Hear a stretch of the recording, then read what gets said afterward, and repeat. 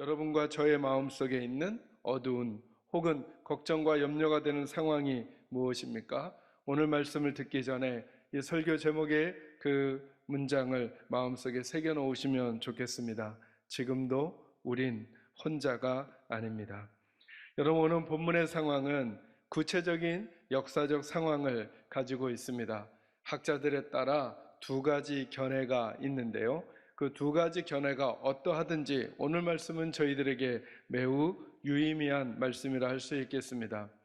여러분, 오늘 본문의 문맥적인 상황은 이제 이스라엘이 둘로 나뉘어져서 북쪽의 이스라엘은 이미 아수르에게 멸망을 했고요, 남쪽의 유다가 멸망을 앞둔 시점을 그리고 있습니다.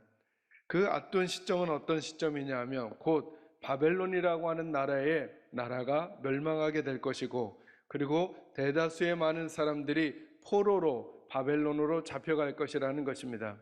바벨론으로 잡혀가 거기서 70년을 포로 생활을 하게 될 거라고 하는 상황을 앞두고 있습니다.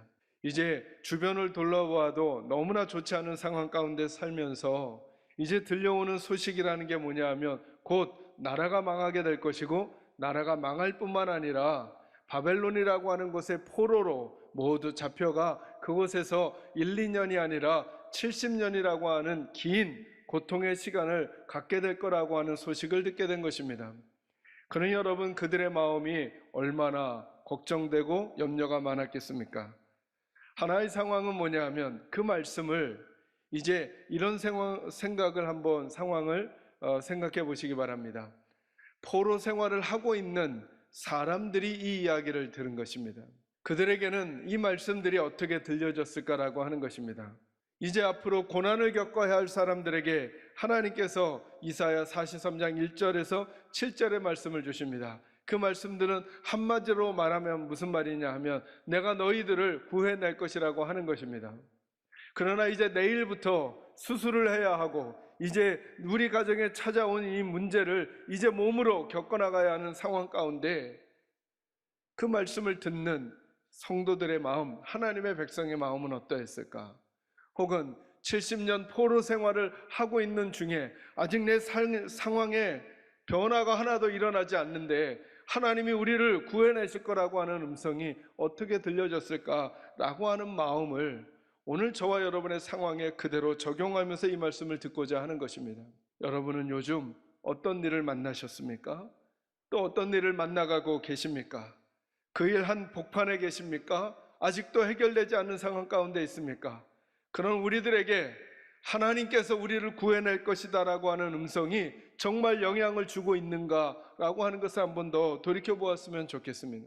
우리나라가 만난, 우리 교회들이 만난, 그리고 우리 성도들이 만난 요즘의 시간은 마치 하나님의 능력보다 다른 영향력이 우리들을 다 이끌어가는 것 같은 상황을 만나고 있는데, 그런 우리들에게 하나님께서 여전히 내가 너희를 구해낼 것이라고 말씀하시는 그 음성이 얼마나 우리에게, 얼마나 우리 가정에게, 얼마나 우리 교회에게 영향을 주고 있는가를 다시 한번 점검하면서 이 말씀이 저와 여러분에게 힘과 용기가 될 수 있기를 주님의 이름으로 축원합니다. 이스라엘 백성들은 아마도 두려움 가운데 있었을 것입니다. 포로기에 있었던 이스라엘 백성들은 자포자기하면서 있을지 모릅니다. 하나님의 구원의 손길이 오지 않은 시간이 너무나 많았기 때문에 그들은 두렵고 떨림으로 있었을 것입니다. 우리가 고난을 당하게 되면 용기를 내어 기도를 하게 됩니다. 한 달, 두 달, 1년, 그러나 그 상황이 변하지 않을 때 우리 속에서는 수많은 생각들이 번민처럼 올라오진 않습니까? 그런 생각들까지 모두 모아 오늘 본문의 말씀을 저와 여러분이 들었으면 좋겠습니다. 오늘 본문의 가장 중요한 핵심은 뭐냐 하면 두려워하지 말라는 것입니다. 여러분, 저와 여러분이, 하나님께서 저와 여러분에게 이렇게 말씀하십니다. 두려워하지 말라고. 그럼 우리는 어떻게 두려워하지 않을 수 있겠는가? 고난의 시간에 어떻게 하나님의 백성으로 담대하게 설 수 있게 되겠는가? 라고 하는 말씀을 오늘 말씀에서 찾고자 하는 것입니다. 먼저 1절 말씀을 같이 한번 읽도록 하겠습니다. 1절 말씀 같이 읽을까요? 읽습니다. 시작. 야곱아, 너를 창조하신 여호와께서 지금 말씀하시느니라. 이스라엘아, 너를 지으신 이가 말씀하시느니라. 너는 두려워하지 말라. 내가 너를 구속하였고 내가 너를 지명하여 불렀나니 너는 내 것이라. 아멘. 먼저 저희가 구체적인 내용을 살피기 전에 고난의 시간에 저와 여러분이 해야 될 일이 하나 있습니다. 그것은 뭐냐 하면 오늘 43장 1절이 이렇게 시작이 됩니다. 야곱아 너를 창조하신 여호와께서 지금 말씀하시느니라, 이렇게 말씀합니다. 사실은 43장 앞에 42장 끝부분에 보면 이스라엘 백성에게 고난에 대한 이야기가 나옵니다. 어려움에 대한 이야기가 나옵니다. 우리말 성경에는 그렇게 표현되지 않았지만, 그런데 영어 성경으로 보면 어떻게 표현되었냐 하면 그러나 이제 내가 말한다, 이렇게 이 말씀이 제일 먼저 나옵니다. 너를 창조하신 여호와, 이 표현보다 뭐가 먼저 나오냐 하면 너희가 이런 고난과 역경, 어려움 가운데 있게 될 것이다. 그런데 43장 1절이 그 다음에 뭘로 단어가 시작되냐면 그러나 이제 내가 너희에게 말한다, 이렇게 말씀하는 거예요. 이게 무슨 의미일까요? 고난의 시간에 저와 여러분이 마음을 두어야 할 곳이 어디냐 하면 하나님의 말씀이라는 것입니다. 하나님의 말씀이 들려져야 고난의 시간을 넘어갈 힘을 얻을 수 있게 될 거라는 것입니다. 오늘 우리들이 겪고 있는 개인적인, 가정적인, 그리고 공동체적인 혹은 국가적인 어려움 앞에서 저와 여러분은 먼저 그 구체적인 내용을 살피기 전에 이 이야기를 우리 마음속에 던져보기를 바랍니다. 우리는 요즘 하나님의 음성이 내 마음에 들려지고 있는가? 고난을 앞두고 있는, 고난의 중간을 살아가고 있는, 고난의 심연에 빠져 있는 하나님의 백성들이 그 고난 가운데서 제일 먼저 마음 써야 될 것 중에 하나가 뭐냐 하면 그러나 지금 내가 너희에게 말한다 라고 말씀하시는 하나님의 음성이 들려져야 한다는 것입니다. 내가 지금 어떤 문제를 만났는가, 어떤 게 이 고난의 문제의 해결점인가를 살피기 전에 요즘 나에게 하나님의 음성이 들려지고 있는가, 요즘 내가 하나님의 음성을 듣고 있는가, 하나님의 말씀은 하나님이시며 하나님의 말씀은 하나님의 마음 아니겠습니까? 요즘 고난의 시간에 내게 하나님의 마음이 느껴지고 요즘 이 아픔의 시간에 내게 하나님의 말씀이 들려지는가를 제일 먼저 살펴야 하는 것이 저와 여러분이라는 사실을 잊지 마시기를 주의 이름으로 축원합니다. 온라인으로 예배하고 있는 하나님의 백성들에게도 이 말씀을 전해드립니다. 사랑하는 성도 여러분, 여러분이 경험하고 있는 고난이 어떤 문제입니까? 어떤 아픔 앞에 있습니까? 어떤 두려움 앞에 있습니까? 어떻게 이 시간을 넘어갈까를 묻기 전에 요즘 나에게 하나님의 음성이 들리고 있는가를 물으시고 하나님의 말씀을 사모하시는 우리 성도들, 우리 식구들이 꼭 되시기를 주님의 이름으로 축원합니다. 이제 다시 본문으로 돌아오셔서 그렇다면 우리는 어떻게 두려워하지 않을 수 있겠는가? 하나님께서 왜 우리 보고 두려워하지 말라고 말씀하시는가? 그 첫 번째는 하나님이 우리를 만드셨기 때문입니다. 여러분 1절을 다시 한번 잘 보시기 바랍니다. 이렇게 말씀합니다. 야곱아 너를 창조하신 여호와께서 지금 말씀하시느니라. 이스라엘아 너를 지으신 이가 말씀하시느니라. 너는 뭐 하지 말라고요? 두려워하지 말라고요. 여러분 고난의 시간에 저희가 묵상해야 될 내용이 뭐냐 하면 고난의 시간에 우리가 믿는 하나님은 누구시고 우리가 믿는 그 하나님은 무엇을 하시고 우리는 하나님에게 누구인가를 점검하는 것입니다. 다시 한번 점검하십시오. 고난과 아픔을 만난 우리는 이 시간에 나에게 하나님은 누구신가 지금, 그리고 그 하나님은 무엇을 하시는가, 그리고 그 하나님께 나는 누구인가를 점검하는 것입니다. 여기부터 점검해야 내가 만난 문제의 크기와 문제의 다급함에 넘어서는 하나님의 백성의 바른 태도를 유지할 수 있다고 하는 것입니다. 그런데 뭐라고 말씀하시느냐 하면 야곱아 나는 너를 창조했다. 이스라엘아 나는 너를 지었다. 어찌 보면 같은 단어입니다. 만들고 조성했다는 것입니다. 그 하나님께서 우리에게 말씀하십니다. 그러니 두려워하지 말아라. 너희가 믿는 나 하나님은 너희를 낳은 사람이야 라고 말씀하시는 거죠. 여러분 하나님께서 우리를 만드셨다라고 하는 게 무엇입니까? 무엇을 의미하는 것입니까? 우리에게 하나님은 누구시고 하나님에게 우리는 누군지를 명확히 설명해 주는 것입니다. 이 말씀은 3절, 5절, 7절에 계속 반복됩니다. 3절에 이렇게 말합니다. 대저 나는 여호와 내 하나님이다 라고 알려주십니다. 5절 말씀에 뭐라고 말씀하십니까? 두려워하지 말라, 내가 너와 함께 할 것이라고 말씀하십니다. 7절 끝부분입니다. 내가 너를 지었고 그를 내가 만들었다라고 말씀하십니다. 하나님이 우리를 만드셨다는 것. 여러분, 하나님께서 우리를 만드셨다라고 하는 게 뭘 의미하는 걸까요? 하나님은 우리의 아버지시라는 것입니다. 여러분, 하나님께서 우리의 아버지시라는 게 무슨 뜻일까요? 하나님이 우리를 책임지신다는 것입니다.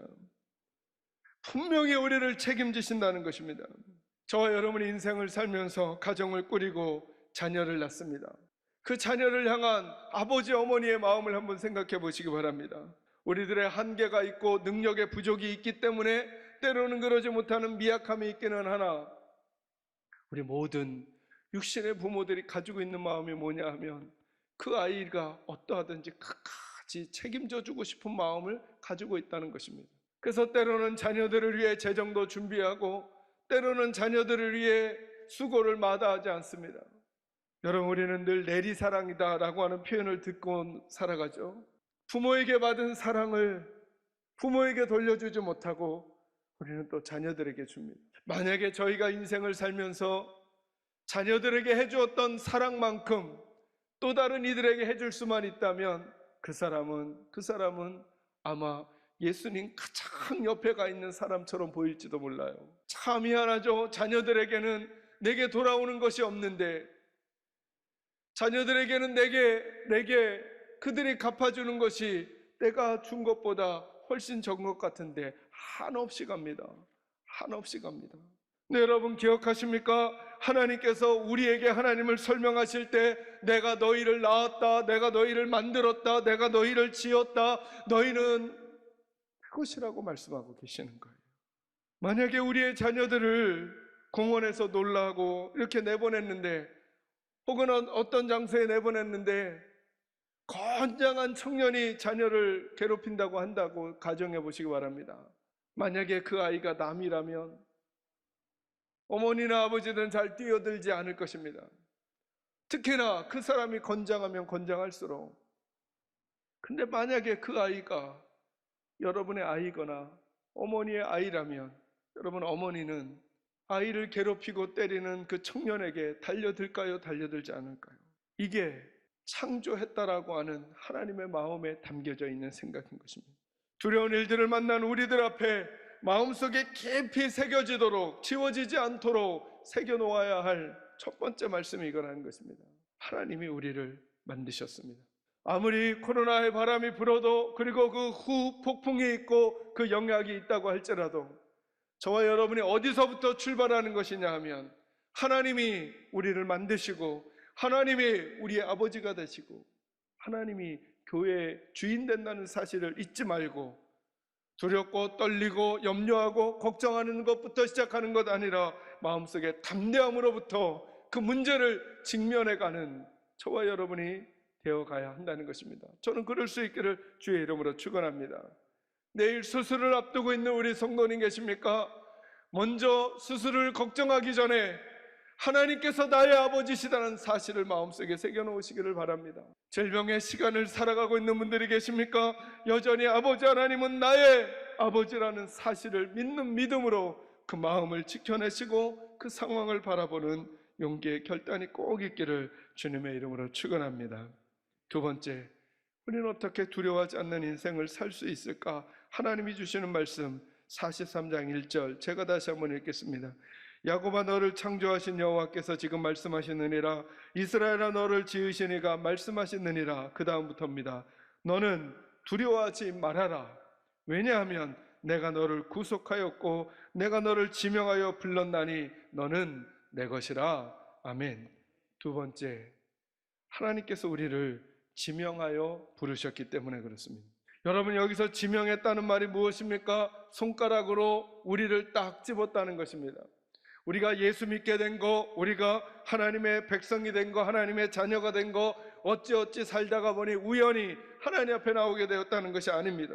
대충 부르신 것이 아니라는 것입니다. 하나님이 우리를 선택하셨다는 것입니다. 이스라엘 백성들이 바벨론에서 살면서 제일 많이 흔들렸던 것 중에 하나일 수 있는 게 뭐냐 하면, 그들은 늘 우리만이 하나님의 백성이다라는 생각을 가지고 살았던 사람들입니다. 그런데 성전도 파괴되고 하나님이 주신 이스라엘 땅도 잃어버리고 포로로, 디아스포라로 이쪽 저쪽에서 나그네처럼 유리방황하면서 살아가면서 그들은 과연 하나님은 우리에게 누구시고 우리는 하나님에게 누구인가? 라고 하는 것에 흔들림이 있었을 것입니다. 그런 그들에게 하나님이 더욱더 선명하게 말씀해 주십니다. 너는 두려워하지 말아라. 내가 너를 구속하였고 내가 너를 지명하여 불렀나니 너는 내 것이라 말씀하십니다. 사랑하는 계산제일교회 식구 여러분, 저와 여러분은 하나님의 것임을 잊지 마시기를 주의 이름으로 축원합니다. 어느 곳에 있더라도 하나님의 것임을 잊지 마시기 바랍니다. 내 상황이 좋아도 내 상황이 나빠도 내가 어려운 가운데 있어도 평안한 가운데 있어도 나는 하나님의 것입니다. 하나님이 나 말고 다른 사람을 선택할 수 있는 건 아닌가? 아니요. 하나님은 나를 지목해서 부르셨습니다. 여러분, 이게 무슨 말일까요? 하나님께서 나를 지명하여 불렀다는 게 무슨 말일까요? 하나님의 마음에 저와 여러분이 절대로 지워지지 않는다는 것입니다. 절대로 지워지지 않는다는 것입니다. 여러분, 그런 일 생기면 안 되겠지만 그냥 상상으로만 한번 생각해 보시기 바랍니다. 어느 어머니가 어느 자녀를 잃어버렸습니다. 그래서 그 자녀를 찾아다니다가 자녀를 99.9% 닮은 아이를 발견했습니다. 그러면 이렇게 생각할까요? 그래, 됐어. 이 정도면 됐어. 나 이제 더 이상 안 찾을 거야. 내 아이랑 99.9%가 닮았는 걸. 근데 어미는 아는 거예요. 0.1%가 아니라는 걸. 그러면 여러분, 그 어머니는 자녀를 찾는 일을 포기할까요? 아니면 또다시 또 다른 아이를 찾아 나설까요? 이게 지명하여 불렀다는 것입니다. 하나님의 마음엔 저와 여러분의 그림이 지워지지 않는 그림이 딱 있다는 거예요. 우리는 하나님의 것이에요. 그 마음이 우리를 향하신 하나님의 마음인 거죠. 난 너희를 지울 수가 없다. 난 너희를 버릴 수가 없다. 아무리 너희와 비슷한 사람이 있어도 네가 아니면 안 된다. 내가 아니면 안 된다. 나는 나의 정확한 눈과 정확한 손가락으로 너를 지목하여 불렀다 라고 말씀하십니다. 그 하나님이 저와 여러분이 고난 가운데 있더라도 우리 버리지 아니하시고 사랑하신다는 사실을 믿으시기를 주의 이름으로 축원합니다. 여러분, 성경 한 구절 한번 찾아볼까요? 1022쪽인데요. 좀 더 넘어가시면 됩니다. 이사야 44장 21절입니다. 같이 읽을까요? 읽습니다. 시작. 야곱아, 이스라엘아, 이 일을 기억하라. 너는 내 종이니라. 내가 너를 지었으니 너는 내 종이니라. 이스라엘아, 너는 나에게 잊혀지지 아니하리라. 아멘. 하나님의 말씀입니다. 야곱아, 이스라엘아, 이 일을 꼭 기억해라. 잊지 말아라. 너는 내 종이니라. 너는 내 것이니라. 내가 너를 지었으니 너는 내 것이니라. 이스라엘아, 너는 나에게 잊혀지지 아니하리라. 영어 성경으로는 더 적극적인 표현입니다. 내가 너를 잊지 않을 것이다. 절대 하나님께서 갖고 있는 마음을 우리에게 알려주고 있는 본문인 것입니다. 이게 지목하여 불렀다는 것입니다. 우리 어쩌다 목사 된 게 아니고, 우리 어쩌다 장로가 된 것 아니고, 우리 어쩌다 항종직자가 된 것 아니고, 우리 어쩌다 교회 나오게 된 것 아니고, 우리 어쩌다 구원받은 게 아니고, 하나님께서 우리가 먼저 하나님을 사랑한 게 아니라 하나님이 먼저 우리를 사랑하셔서 이 사랑이 시작됐다는 것입니다. 그러니 우리가 어떤 상황에 있더라도 절대 그 상황 때문에 내 삶을 망가뜨리거나 그 상황 때문에 우리가 무너지는 일 없이 두려워하지 말고 주님 앞에서 착하고 좋은 하나님의 백성의 태도를 갖게 되는 저와 여러분이 되시기를 주의 이름으로 축원합니다. 마지막 세 번째로 우리가 어떻게 두려워하지 않는 인생을 살게 될 수 있을까? 여러분, 4절 말씀, 우리가 읽었던 본문의 4절로 오도록 하겠습니다. 4절 그리고 5절 초반부까지만 읽을까요? 읽습니다. 시작. 내가 내 눈에 보배롭고 존귀하며 내가 너를 사랑하였은즉 내가 내 대신 사람들을 내어주며 백성들이 내 생명을 대신하니니 뭐하지 말라고요? 두려워하지 말라. 왜 두려워하지 말라고 말씀하시는가? 세 번째, 하나님께서 우리를 존귀하게 여기시기 때문에 그렇습니다. 존귀하게 여긴다는 말을 4절 초반부에는 우리가 하나님의 눈에 보배롭게 보인다는 것입니다. 보배롭게. 사랑하는 성도 여러분, 저와 여러분은 하나님의 소모품이 아닙니다. 하나님의 일을 하는데 한번 쓰시려고 그냥 부르신 게 아닙니다. 이게 늘 하나님의 마음을 오해하는 우리들의 태도입니다. 하나님의 일에 우리가 쓰임받는 게 목적이라고. 아니요, 하나님의 목적은 처음부터 우리였던 거죠. 우리가 하나님께 보배인 거죠. 우리가 하나님께 보배, 우리가 하나님께 존귀한 존재인 거죠. 부모를 가장 마음 아프게 할 수 있는 방법이 무엇입니까, 여러분? 우리의 자녀가 공부를 조금 못하는 것입니까? 우리 자녀가 남들보다 조금 뒤처진 것입니까? 우리 자녀가 남들보다 조금 높지 않은 것입니까? 우리 자녀가 남들보다 조금 아름답지 않은 것입니까? 아니죠. 그것들도 우리 부모님들의 마음을 속상하게 할 수는 있으나 부모님들의 마음에 가장 아프게 할 수 있는 자녀의 모습이 뭡니까? 자녀가 자녀 스스로를 함부로 여기는 것입니다.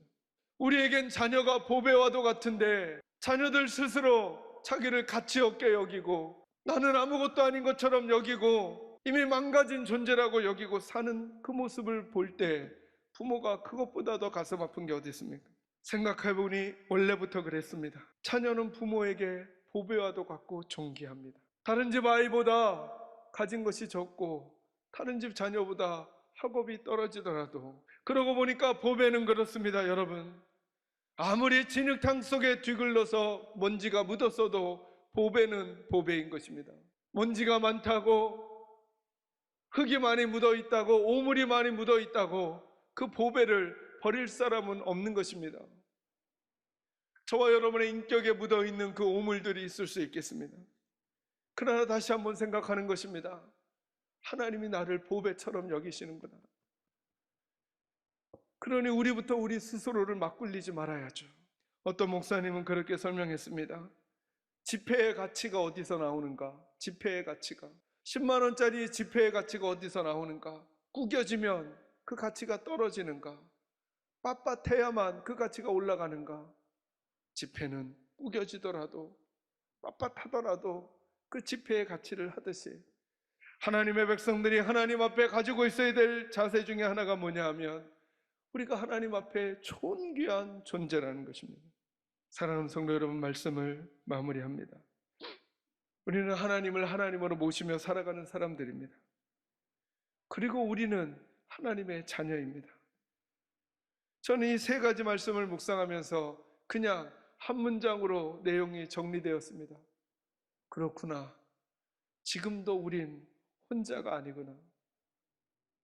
지금도 우린 혼자가 아니구나.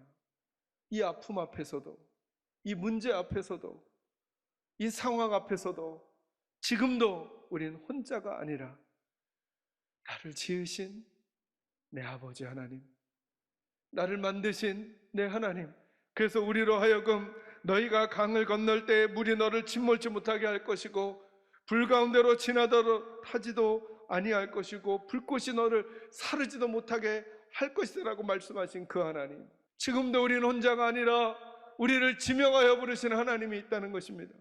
포로 생활이 70년이 지나가더라도 끝내 북방에서부터 남방에서부터 하나님의 백성들을 하나님이 원하시는 곳으로 불러들이실 거라고 약속하신 그 하나님이 우리 곁에 계시다는 것입니다.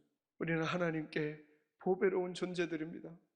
저는 바라기는 우리 사랑하는 계산제일교회 식구들이 이런 마음으로 여러분 스스로를 아끼고 사랑하면서 하나님의 보배다운 아름다운 빛을 비추면서 여러분이 존재하는 그곳에서 살아가시게 되시기를, 그리고 우리 계산제일교회라고 하는 공동체가 이 세상 가운데 그 보배로서 빛을 발할 수 있도록 우리 스스로가 하나님 앞에 아름답게 서 있을 수 있기를, 그리고 이 고난의 시간, 염려와 아픔의 시간을 하나님과 함께 통과해낸 이후에 우리의 아버지 되신 하나님 아버지께 영광을 돌리고 그분의 선하심을 주변에 보이며 살아가는 복이 꼭 우리에게 있기를 주님의 이름으로 축원합니다. 생명의 말씀으로 나를 세우사 주의 길 예비케 하소서. 성령의